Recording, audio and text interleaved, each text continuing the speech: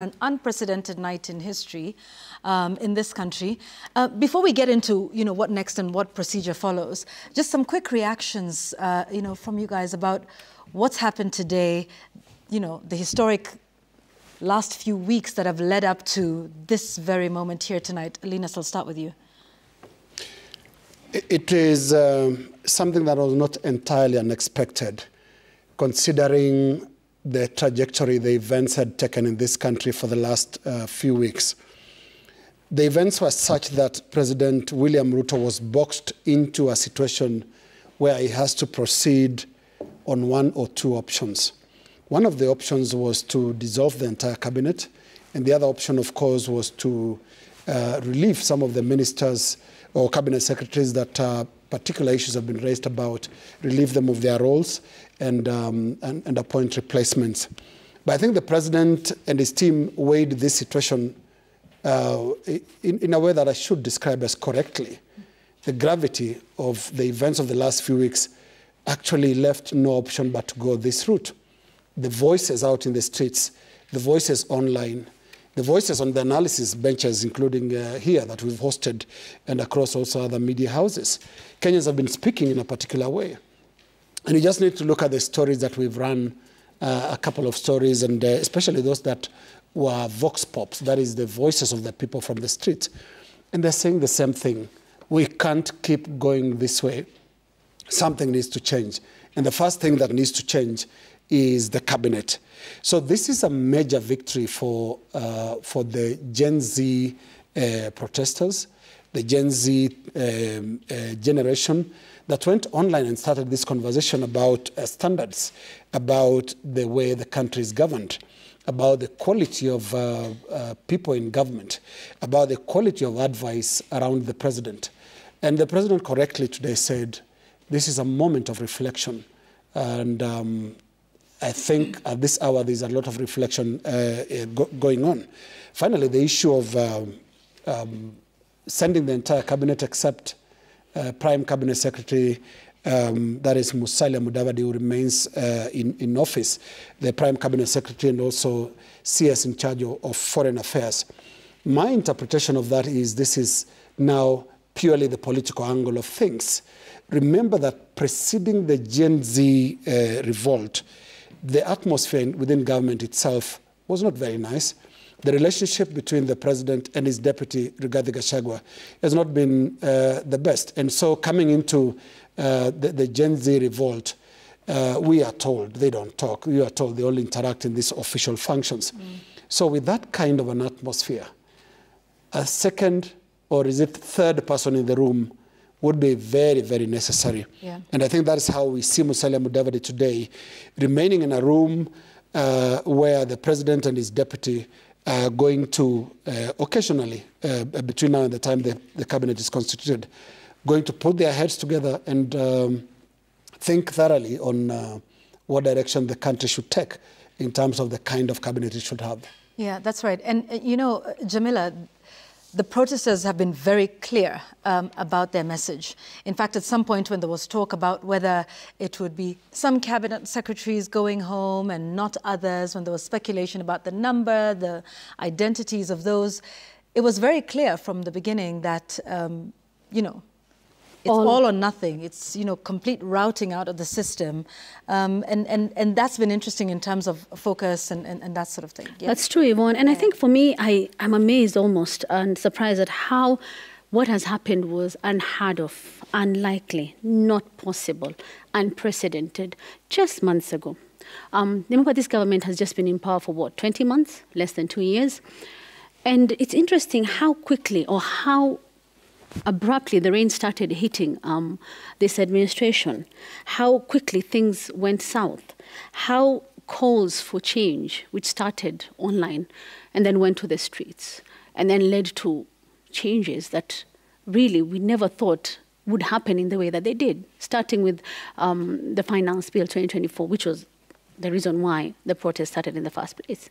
That was thrown out, ikaenda. We started talking about austerity measures, talking about how we don't want particular officers and funding to them. That happened. We talked about how we want accountability. We talked about how we don't want the CAS officers. And then now this major one, where cabinet has been dissolved. And the fact that this conversation has been consistent, but why? Why want all of them to go? Because of what has been happening in the country for the past less than 2 years. The scandals that you have seen, the impunity that you've seen, the corruption, you might say, the issues to do with from fertilizer to edible oil to condemned sugar, to even the largesse and the picture of we don't care. There's money, there are cars. You know, in the face, you're throwing your wealth and your status in the faces of people who largely do not have any of those things. So all these things have culminated in what we are seeing today, Yvonne. And I think that is why when we look at the mood in the country, when we see the reactions online, and from what people were saying when we took Vox Pops after the announcement, it was like, this is what we wanted to see. We wanted them gone.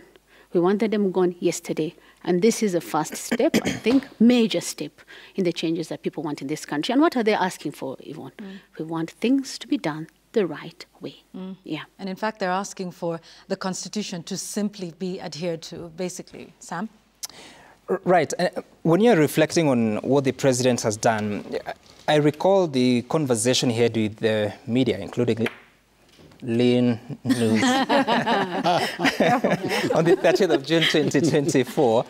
And the last question that he was asked about the performance of his cabinet, and the only thing he said is that he thinks the cabinet could have done better, but said that he will do soul searching. Then subsequent to that, what we've been hearing of him is saying that he will be announcing some new changes, some new measures shortly. So shortly, eventually, it gets us here, 11th of July 2024. But it's also a moment for the country, the political class, to really reflect, because for the challenges that have been experienced the past few years, and getting to a point that one of the major actions is to dismiss an entire cabinet, then you have to weigh, so what was the problem?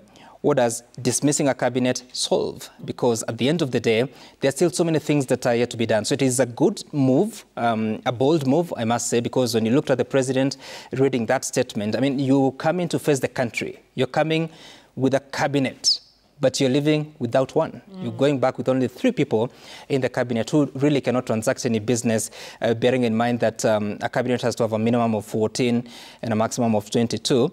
That is the CSs, at least if you had to talk about that. But it's also a moment that I think is quite heavy on the president, bearing in mind that now that he has accepted that the buck stops with him, and actually it is in the process of stopping. So what does that mean in such an instance? When you're going now to take action, you're forming a new government. There's only one person in this country that took the oath of office that they're going to defend and protect the Constitution in the office of the president. And he is in that space. I'm just wondering, wherever he is today or tonight, what is he thinking? Knowing too well that, as he said, he acknowledged that he knows that Kenyans expect a lot of delivery, a lot of commitment from his side of the government. There are promises that his administration made, or the political side made, including those that have been dismissed now. Now he's in that sport that he has to find who are these men and women that are going to really be instrumental to helping him achieve that plan that he has. And also remember that the long time that it takes to process cabinet nominees for them to settle down and start working, now he's starting all over again, starting afresh, so to speak. I mean, it's such a difficult situation for the president to be in, but work has to be done. And it comes less than 2 years of him being in office. In my short career in the media, I do not think I have ever witnessed a president, you know, getting to this point of their presidency less than 2 years in, where there is quite a bit of backlash and talking back from the people and telling you, this is what we don't want. We know even, in fact, the other hashtags about him specifically, forget even the cabinet, which tonight stands dismissed. But how did we get here to a point where a head of state who, you know, they told us, in fact, the deputy president said, you know, at the time that we came in, we were the darlings of the people, whatever you make of that. But how did we get here? Many times around this table, we talked about the tone of the manner in which they were speaking to us. We talked about the language. we talked about the attitude. We talked about the lack of humanity. In fact, I remember several times we kept talking about, humanity. And some of those cabinet and presidential advisors would respond to us on social media saying, it's not time for emotions and feelings. We're doing straight talk because the country is in a difficult position in terms of, the debts that we owe and the money that we need to raise in that respect. There's been instances online in the manner in which they speak. In fact, some of them, as early as just a few days ago, going back with the same attitude and the same tone and the same rhetoric that Kenyans have said, we don't want this. Let me take you back to a cabinet minister who said some rather unprintable words about the media. And when we thought there would be leadership in terms of at the top saying, okay, guys, we need to tone this down, what happened? The president actually defended him and said he has a right to speak. So was it any surprise then that young people go on social media, host those spaces, and they're straight talking? F-bombs and everything that was, thrown there, political correctness out the window.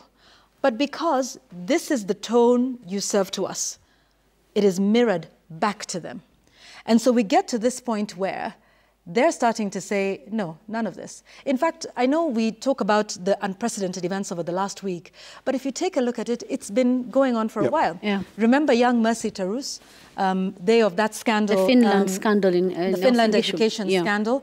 And that was some of the signs that we were seeing about young people standing up to power and telling, this is not what we want, this is how it's going. I think we've talked about this severally. If you take a look at what's been happening on social media, for instance, just take a look at it. Any of the government officials who would put out a perhaps benign tweet that this is what we're doing, people talking back at them. The comments were not positive from one to the last. And in fact, many of them, not pseudo accounts, not accounts with no identity, these were real people who were putting their faces and their names to those comments. Not one single positive comment. It was calling them out for everybody who is associated with government. It is hard not to see that we would have gotten to this point. I guess now the big question is, what happens next? And that's what brings us to, Sam, what you had talked about, so you've laid out, it's a legal procedure, right?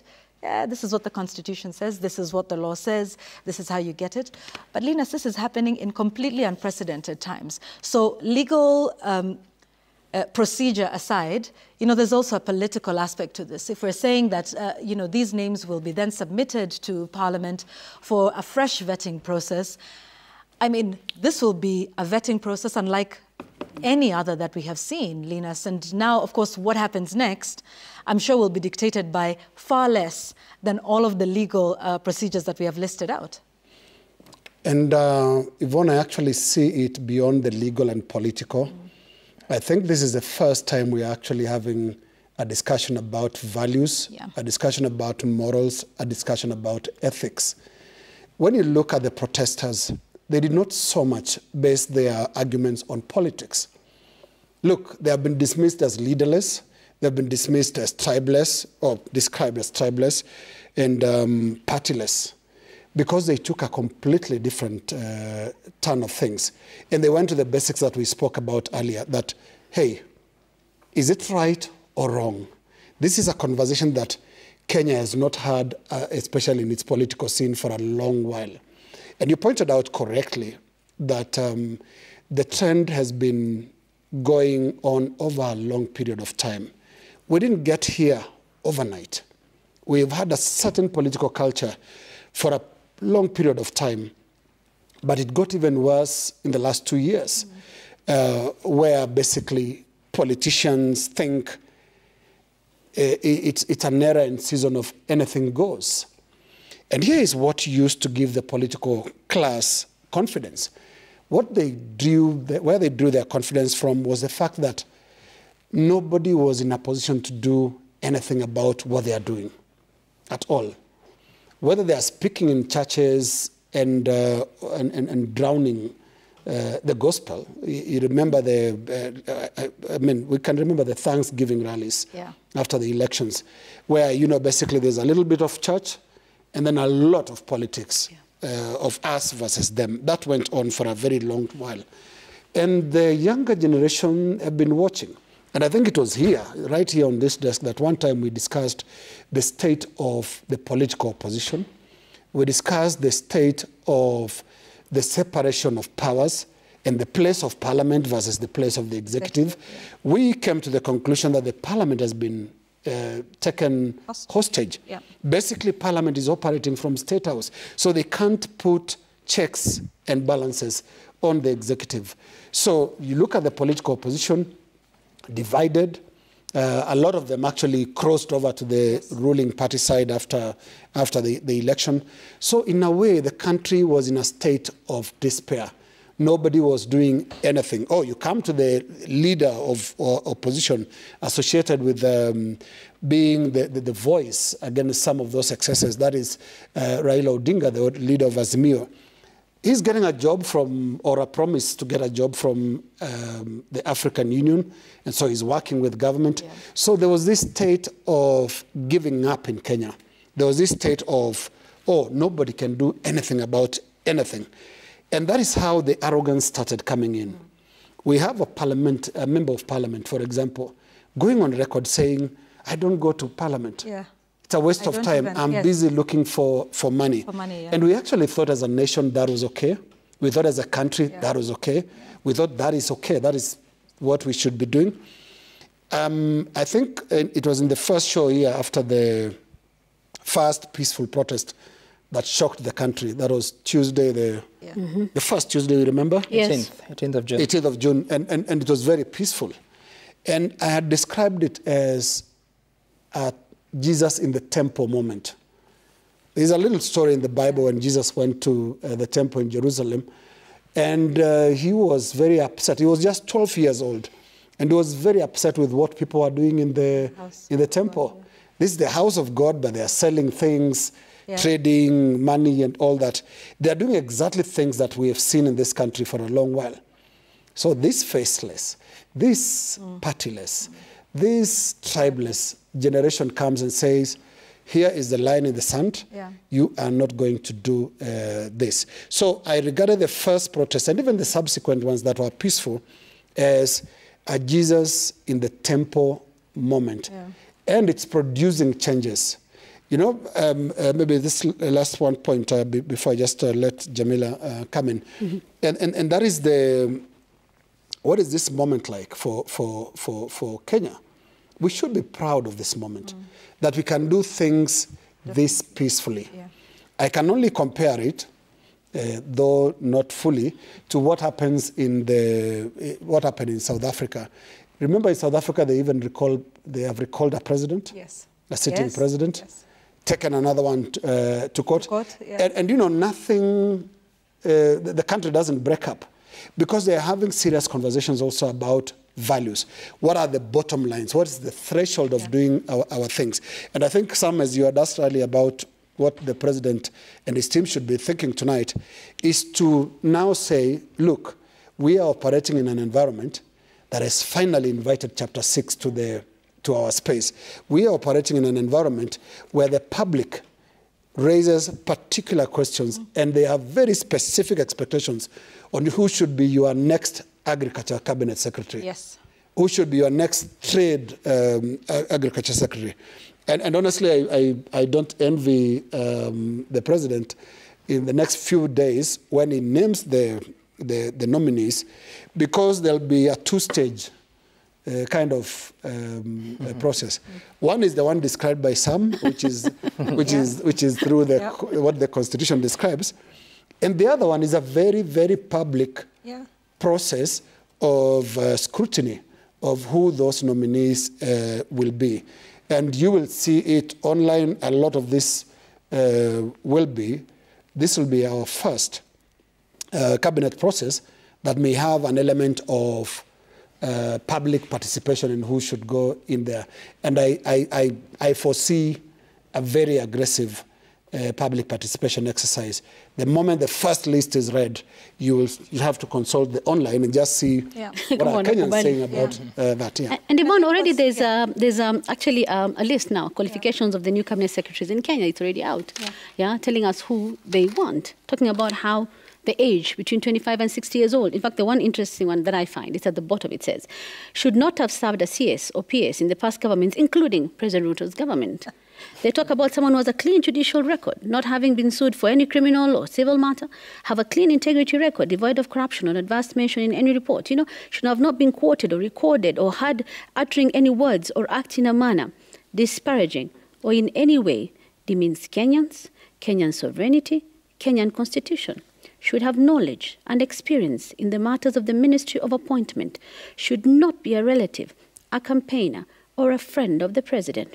In addition, a person shall only be considered if he or she is willing to be subjected to public scrutiny, including Gen Z investigations, earn and live exclusively on the revised salary of a cabinet secretary of Kenya shillings 600,000 shillings, use a Toyota Corolla or a vehicle of similar capacity, value, and reputation for official duties, work without special security. When you do justice, why security?